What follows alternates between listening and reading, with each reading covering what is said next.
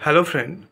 তো লবণ লবণ কয় প্রকার, এছাড়াও ব্লাড প্রেশার বা উচ্চ রক্তচাপের জন্য কোন লবণ ভালো এবং কতটা পরিমাণ খাওয়া উচিত, আজকে সে বিষয়ে আলোচনা করব। যারা যারা প্রেশারের সমস্যায় ভুগছেন, লবণ খাওয়া বারণ, তাদের জন্য কোন কোন লবণ ভালো, তো আজকে সে বিষয়ে আলোচনা করব। চ্যানেলে যদি নতুন, চ্যানেলটি সাবস্ক্রাইব করবেন। চলুন শুরু করা যাক।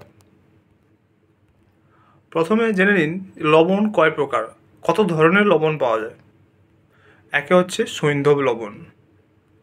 তো এই সৈন্ধব লবণ খনিতে উৎপন্ন হয়, এটাকে ব্ল্যাক সল্ট বা কালো লবণও পরিচিত। তো এটি লবণ মিশ্রিত মাটি থেকে বের করা হয়।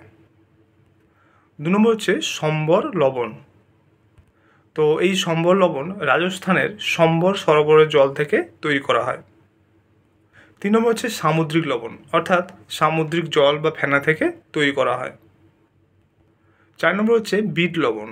এটি এক প্রকার সৈন্ধব লবণ, যেটা তাপ দিয়ে তৈরি করা হয় এবং এখানে হরিতকি মেশানো থাকে। এগুলো ছাড়াও আরেকটা লবণ রয়েছে, সেটা হচ্ছে হিমালয়ান পিঙ্ক সল্ট। এটার বৈজ্ঞানিক নাম ম্যাগনেসিয়াম সালফেট। তো এগুলো হচ্ছে লবণের প্রকারভেদ। এবারে ব্লাড প্রেশার রোগীদের জন্য লবণ খাওয়া বারণ, কিন্তু লবণ খেতে চাইলে আপনারা সৈন্ধব লবণ খাবেন, কিন্তু কম পরিমাণে, কারণ এই সৈন্ধব লবণে সোডিয়ামের মাত্রা কম থাকে।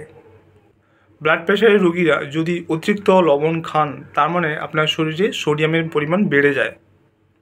তাই যারা প্রেশারের সমস্যায় ভুগছেন, তারা নর্মাল লবণের পরিবর্তে সৈন্ধব লবণ খাবেন, কিন্তু পরিমিত পরিমাণে, যতটা দরকার। তো আজকে জানলেন যে লবণের প্রকারভেদ, অর্থাৎ লবণ কয় প্রকার হয় এবং এগুলো কোথা থেকে পাওয়া যায়। এছাড়াও ব্লাড প্রেশারের রোগীরা কোন লবণ ব্যবহার করবেন, কতটা পরিমাণ ব্যবহার করবেন। তো আজকের ভিডিও এই পর্যন্ত। চ্যানেল যদি নতুন, চ্যানেলটি সাবস্ক্রাইব করবেন, ভিডিওটি ভালো লাগলে লাইক করবেন। Thank you for watching.